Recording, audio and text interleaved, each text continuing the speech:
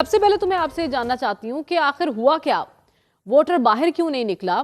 क्योंकि पीटीआई का तो ये मानना है कि हमारी मकबूलियत कायम है, वोट बैंक कायम है, उसके बावजूद वोटर्स क्यों नहीं निकल सके? बहुत शुक्रिया। मैं ये पाकिस्तान तहरीक इंसाफ के जो फैसले हो रहे हैं या के बाद दीगरे, जिसमें बाइकाट का फैसला भी शामिल है, जिसमें स्टैंडिंग कमेटियों से इस्तीफा देने का फैसला भी शामिल है। ये सारे फैसले ऐसे हैं जिनकी समझ बूझ अभी तक खुद पार्टी के अकाबिरीन को भी नहीं हो रही है, बल्कि हर पार्लिमानी पार्टी की मीटिंग में और जो ग्रुप्स बने हुए हैं उसमें तकरीबन तमाम पार्लियामेंटेरियन इस पर शदीद एहतजाज कर रहे हैं कि किसी फैसले में एतमाद में नहीं लिया जाता। जहां तक इलेक्शन का ताल्लुक है, इस इलेक्शन से पाकिस्तान तहरीक इंसाफ को और पाकिस्तान तहरीक इंसाफ के बयानियों को काफी नुकसान हुआ है। पहली बात तो ये है कि दो सीटें ऐसी थी, लाहौर की और हरीपुर की, जिसमें सिर्फ इन लोगों के असर रसूख की वजह से बाइकाट नहीं किया गया, और जहां जिन उम्मीदवारों का असर रसूख नहीं था वहां पे बाइकाट किया गया।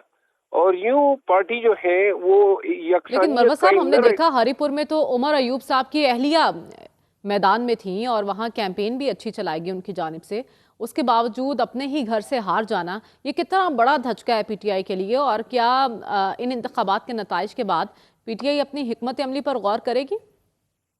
जी, ये जो हरीपुर में जो हुआ है, मेरा ख्याल ये है कि इस पे पाकिस्तान तहरीक इंसाफ को सोच विचार करना होगा। हुकूमत अपनी थी, तमाम अमला जो था, चाहे डिप्टी कमिश्नर हो, चाहे आरओज हो, चाहे प्रिजाइडिंग ऑफिसर हो, सब सूबाई हुकूमत के माथात थे, और इलेक्शन के दिन तक कोई शिकायत नहीं थी, सब इत्मीनान था। आखिर में जनाब अली ये ऐलान किया गया कि जी हमारे साथ धांधली हुई है।